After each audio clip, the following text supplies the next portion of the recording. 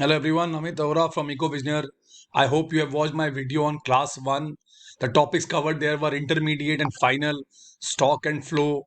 Today I'll be discussing with you two very important topics: domestic territory of a nation, which is also called economic territory, and normal resident of a country or normal resident of a nation. So first I'll start with you the domestic territory or economic territory और वो क्या क्या include करता है. So let us know the meaning and understand what is included in the domestic or economic territory of a country.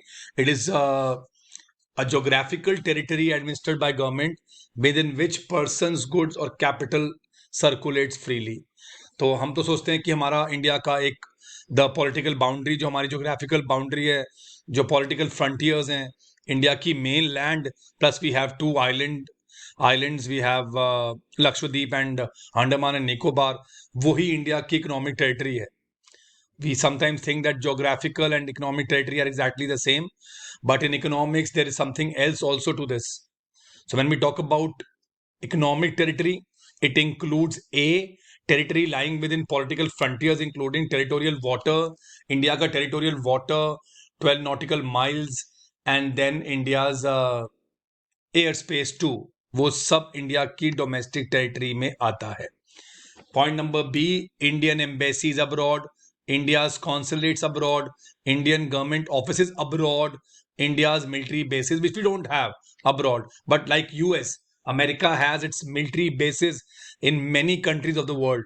So those military bases are, so say in Germany, that military base in Germany, which belongs to US, is not a part of Germany's domestic territory. It is the part of US domestic territory. So therefore, but India is having its consulates, India is having its embassies all over the world. So imagine you have your embassy in Australia, you have your embassy in England. So that embassy is the domestic territory of India. So whatever income is generated in that office, territory, the embassy, consulate, it is a part of India's domestic income. The relevance of this topic here is जो जिसका domestic territory होगा वही उसकी domestic income में add होगा. Similarly, point number C, ships owned by Indians, aircraft, Indian companies' aircrafts, anywhere in the world operated by residents between two or more countries. Indian ship standing in South Africa right now in the waters. The ship belongs to India's economic territory. India's aircraft, Air India's aircraft standing in UAE right now, Dubai के airport पे खड़ा है aircraft, that is India's domestic territory. That aircraft, not the airport.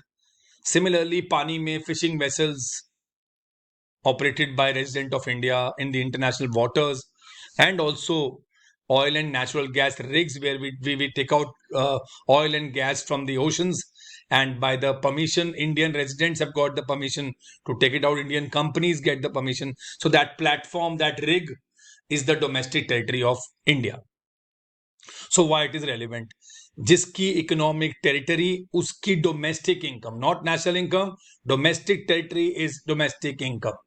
So whatever you earn, whatever income you generate in that domestic territory is your domestic income.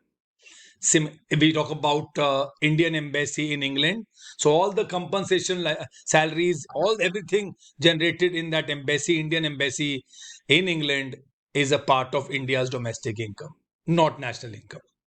So it will be clear. अगर हम थोड़ा सा questions पढ़ेंगे तो हमें ये थोड़ा सा क्लियर होगा कि इंडिया की डोमेस्टिक इनकम और इंडिया की डोमेस्टिक टेरिटरी में क्या क्या चीजें हमारी इंक्लूड होती हैं. So let us start with the first point. Salaries to Russian residents working in Indian embassy in Russia. Without thinking, we will say Indian embassy is India's domestic territory. So therefore, yes, it's a part of India's domestic income. Rent received by an Indian from his building in London. Where is the building located in London? That is England. Where is the income generated in England? So therefore, no. तो आपको domestic territory पे ध्यान देना है. Profit earned bye Tata TCS from its branches abroad. Where are the branches abroad? It's a firm, not an embassy. So therefore, it's not a part of India's domestic income. It is going to be a part of India's national income, but not a part of India's domestic income, because the income is not generated in the domestic territory of India. Salary received by Indian resident working in US embassy. So US embassy is not a part of India's domestic territory, so it's no. Profit earned by State Bank of India in England. Where is the profit earned? In England, so also no. Wages received by an Indian employees working in Pakistan embassy is a part of Pakistan's economic territory, therefore not added in India's domestic income. Remittances from the non resident Indians, बहुत सारे Indians abroad रहते हैं और घर में पैसा भेजते हैं. It's a transfer. So any ways the income is generated abroad. It's not a part of domestic income of India. Also the income is not earned by Indian resident, Indian non-residents, therefore neither in national income nor in domestic. Salary received by an Indian working in Indian embassy in Australia, very much a part of India's domestic territory. I am not talking about a company, I am talking about an Indian embassy. So Indian embassy is very much India's domestic territory, therefore it is a part of India's domestic income. Profit earned by Haldiram, Indian company, but where is it located? UAE. It's a company. So company is located in UAE, Dubai. So it is a part of Dubai's, UAE's economic territory. Therefore, not a part of India. Similarly, profits earned by Samsung. Samsung, a South Korean company operating in India. Where is the income generated? In India. Therefore, yes. So you just have to watch for domestic income. You just have to go for the domestic territory. Other rules I'll be discussing with you in class number 3. So here you have to understand territory is very important. जिसकी territory उसी की domestic income, और जिसकी territory में income generate होगी उसी की domestic income में आएगी. मे बी लेटर हम फैक्टर इनकम फ्रॉम अब्रॉड और टू अब्रॉड जब पढ़ेंगे आपको समझ आएगा कि वो इनकम इंडिया में नेशनल इनकम में ऐड होती है, डोमेस्टिक इनकम में ऐड नहीं होती है. Coming to topic number 2, which is again a very easy topic now. Normal resident of a country. Normal resident of a country वो होता है जो 1 साल 1 year he resides in that country, 1 year or more, and his economic interest lies in that country. So we need to cover both the aspects with conditions हमें cover करनी है. 1 year or more stay in that country and his economic interest in that country. So one confusion I'll clear. There are many students staying in Australia, Canada. They are studying there for 4 years, but their economic interest is not in that country. Their education interest is in that country. So we don't call these students resident of Australia. They are the normal resident of India till they are studying. If they do a job there and they start working for 1 year and they stay there, then they become the residents of Australia. So students, people for treatment, they're all resident of the countries which they belong. So many people have come from Australia to watch IPL for 2 months. So they don't become India's normal resident. They are not staying for 1 year and their economic interest also doesn't lie in India. तो दोनों में से एक चीज भी missing है तो it will be normal resident of the country where they belong. So two conditions. One, you are staying there for 1 year or more, and second, your livelihood, your source of livelihood is in that country. There are many Indians abroad, living abroad, working abroad, are the normal residents of that country, but they are non-resident Indians. You must have heard this term, non-resident Indians, because they are not staying in India. So their income is not added in India's national income. Non resident Indians की income India में add नहीं होती national income में. Non resident Indians की income अगर आती भी है इंडिया में, if they send money, your cousin is sending you some money from abroad, it is remittances from abroad, which is a transfer. You'll be understanding it better with few examples. So पहला example है हमारे पास Indian working in Haldiram's in UAE. So he is the resident of UAE. So therefore he doesn't belong to India now. He's not a resident of India, although he's a citizen of India, but not a resident of India.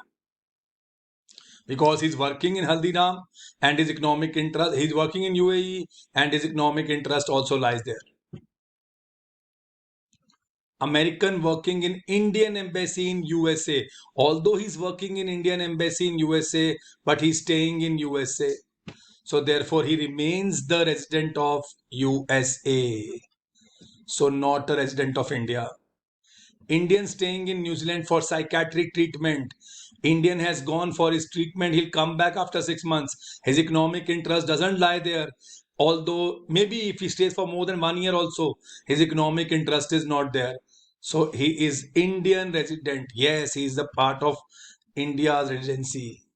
Then Australian fan staying in India to watch India-Australia cricket series is an Australian resident. Indian working in WHO office in India is very much Indian resident. Indian official working in Indian embassy very much. This is an exception. Indian officials working abroad in Indian embassy are Indian diplomats.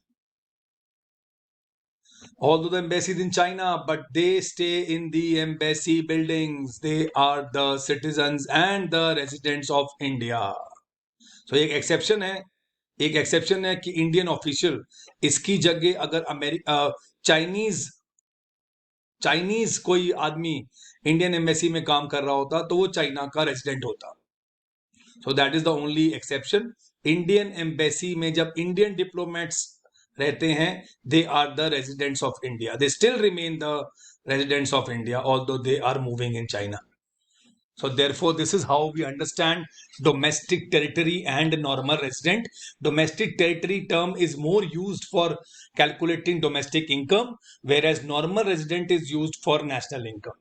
So you have to be very careful while answering the question. This topic will be more clear when I start with my class number 3, which I tell you that which all topics, which all things are added in national income and what all things are not added. So that will be my class number 3. If you want some worksheets related to these topics discussed here, you can download the EcoVisioner app and move to the study material and get those tests and subject based material. For if you want economics coaching from our side, you can contact us on 9891203546.